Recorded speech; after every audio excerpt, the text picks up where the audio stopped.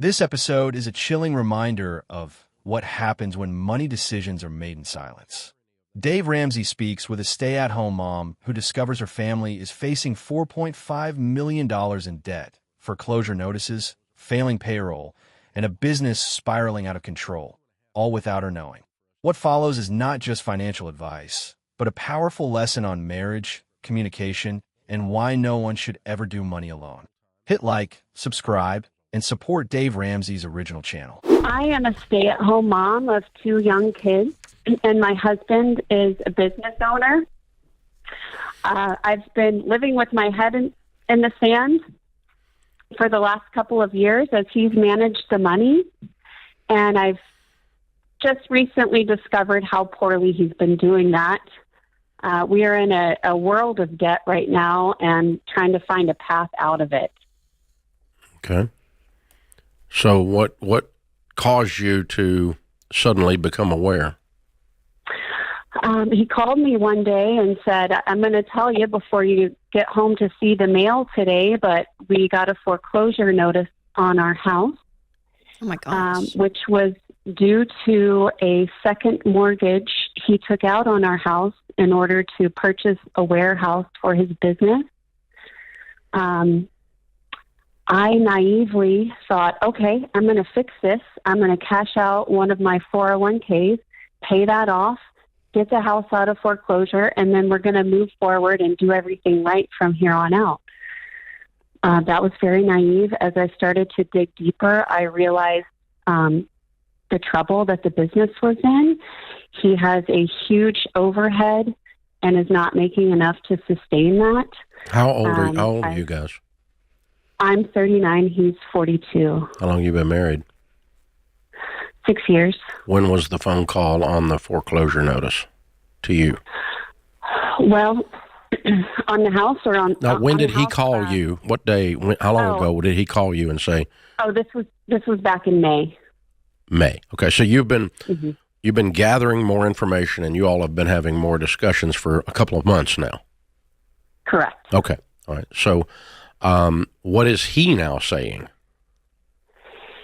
He has a very motivated mindset, and he feels like he just needs to keep pushing forward with the business, and things are going to turn around any day, any week, and he's going to be able to fix all of this. Meanwhile, it feels as if things are not getting better. Things seem to be getting worse. Twice this month, he's not been able to make payroll for the employees. I've found out about some IRS debt, some property tax that's delinquent. So why are you, once you discovered one thing, why do you not have a conversation when the two of you sit down and he tells you everything? Why are you having to continue to pull the thread on the sweater? Well, eventually he did. Once Okay. I found out about the IRS So we're debt, all on the What's the same total? page today. What's the total debt, Katie? including mortgages, Yeah. Sure. Yeah. about $4.5 million. Okay. And how much is the mortgage on your home? Our mortgage is, we owe $480 on the house, plus the second mortgage, which is $400, so about $880. Okay. What's the house worth? What's the house worth? Probably 1.1. Okay. What's the mortgage on the warehouse? Is there one? The mortgage on the yes, there is. The mortgage on the warehouse, we owe about 3.3 on it, and the monthly payment on that is about $26,000. And what's it worth? It's worth 4.1, 4.2. Okay. Is it on the market for sale? Yes, I sat down with our Good. It's broker. on. Okay, so that's on the earlier market. this Is your week, home and on the market yeah. for sale? No. Okay. And so what other debt is there other than these two? There's credit card debt, which totals about $120,000.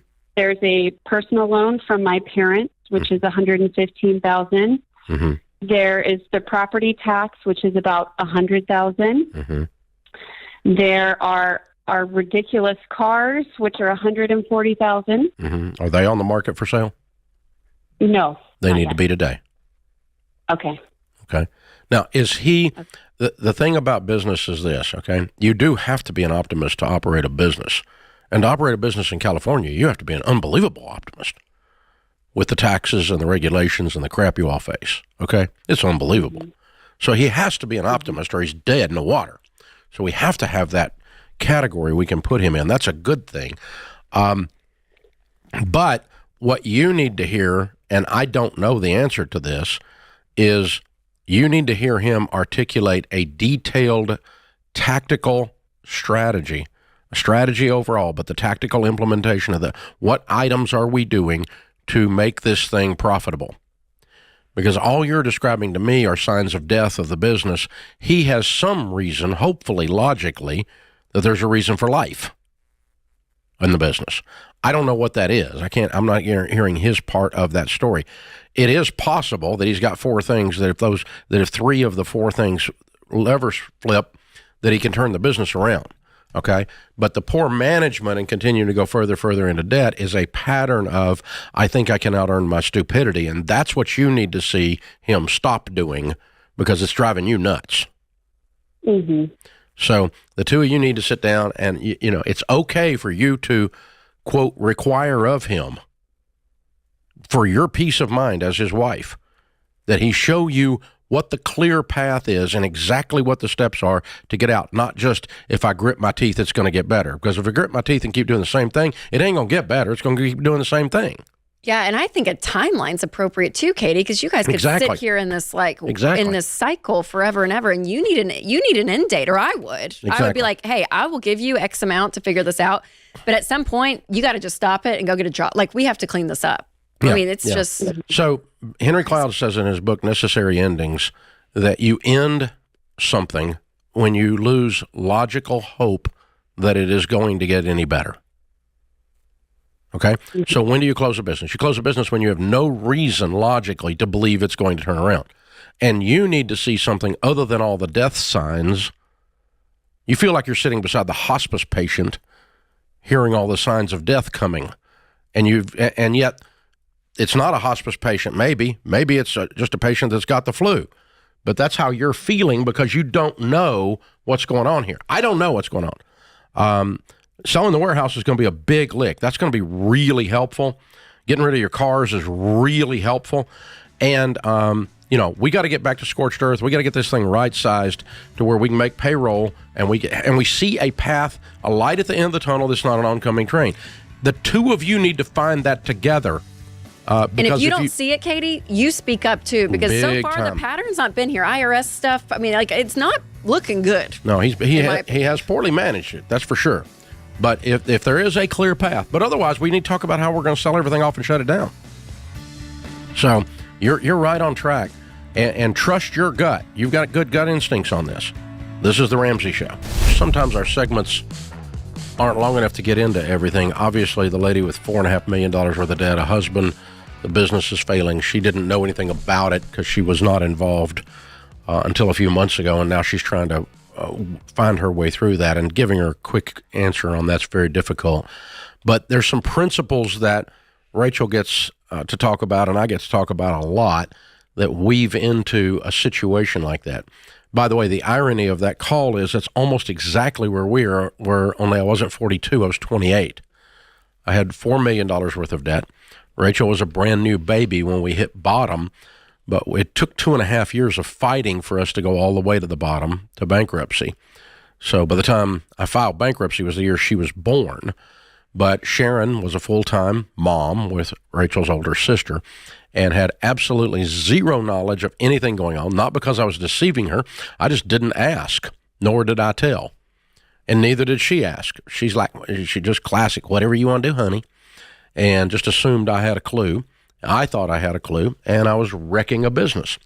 And so there's a couple of things that go with this, principles for you guys to use out there that'll keep you from finding yourself in a situation. They may be so far gone, they don't make it out of that. They may be bankrupt. They may lose everything. We did because we were so far in. So principle number one is men in particular, but ladies too, when you are running a business, it does not give you relational or wisdom permission to keep that all the other side of some kind of wall. Now, you don't need to come home and whine every night to your spouse about everything being hard. Nobody wants to hear that. But your spouse needs to be involved in all major decisions that affect the household, and that includes the running of the business. Period. And here's why. Proverbs says, "Who can find a virtuous wife? For her worth is far above rubies. The heart of her husband safely trusts her, and he will have no lack of gain." And so while my sweet little wife is at home with a little baby, and she's a full-time mom with a home ec degree, she is academically not qualified to speak into the operation of my business. But the Bible says that if I listen to the wisdom of my virtuous wife, I will have no lack of gain. The way Sharon says it is, I may not understand, but I have common sense. And she throws that around like, and she does have common sense. She has wisdom. And so after I went broke and I learned that proverb, I no longer make major financial decisions, major decisions of any kind, without Sharon and I talking it through and being in agreement. Now, sometimes we argue about it. Sometimes she's wrong. Sometimes she's right. And I hear something I never heard before. And, but I don't, we don't go and buy a $2 million building and then tell her we did it. We can, but we don't. And so we don't, I don't book. We run our calendars. We run our budgets together. We know where everything that's going on in our time, everything that's going on in our money. And therefore we make better decisions. And the added benefit is that it absolutely solidifies your marriage against the storms that will come.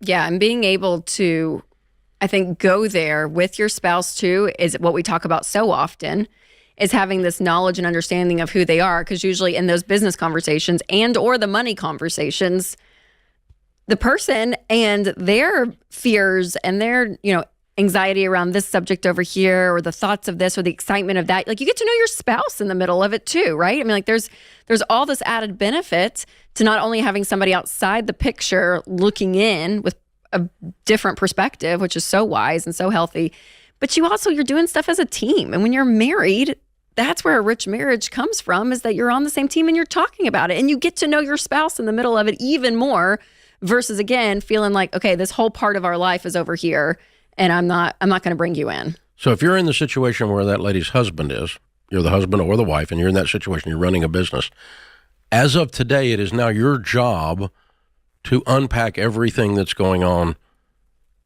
that is of note, anything of size. We don't have to discuss where we buy copier paper, okay? But we are going to talk about the big things that are happening in the business. Here's what's going on. Here's how we're running the business. Here's the things. And we're not going to move the big pieces around the chessboard without talking about it further. If you are the person who is at home or is not in the business, so to speak, it is your job as of today to know what the flip is going on in your own life. You are not a little child. You have to plug in. And if they don't want you to, that's a bad sign. If you're just too lazy to, you don't want to put forth the effort. Oh, he's handling it. I'll let him handle it. That's just laziness. And you're going to make really stupid butt decisions, and you're going to craft a life that you don't like at the end of the story if you don't plug in and make these calls together like two grown-up adults. We're not alike. We look at things differently. Absolutely. Most of the time, opposites attract. Larry Burkett used to say, if two people just alike get married, one of you is unnecessary. Of course, one of you is a spender. Of course, one of you is a saver. Of course, one of you is an abundance, and the other one's a scarcity. Of course. So what? What that means is you're getting good, rounded viewpoints on these major decisions. And you don't reach a point that, I borrowed on our home where our children sleep. to buy a warehouse. Can I say that feels deceitful? Like when you start to muddle the waters, which I know happens a lot in business, but you start to reach over to like putting that in danger.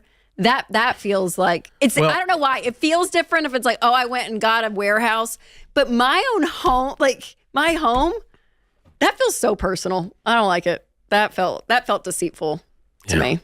Well, it's not. Because the arrangement that the arrangement they were operating on is she don't care. He can do whatever he wants. And so he did whatever he wants. And he had no thought that he was going to lose the home. He thinks it's just going to turn around and he's going to out earn his stupidity. Make all this other money. He didn't sit down and it's really sad. He didn't sit down and go. Now I will tell you this. Having adopted this, we don't do major things without Sharon. It means that I actually have to not only sell myself on the idea of going forward on something, I have to sell her on it.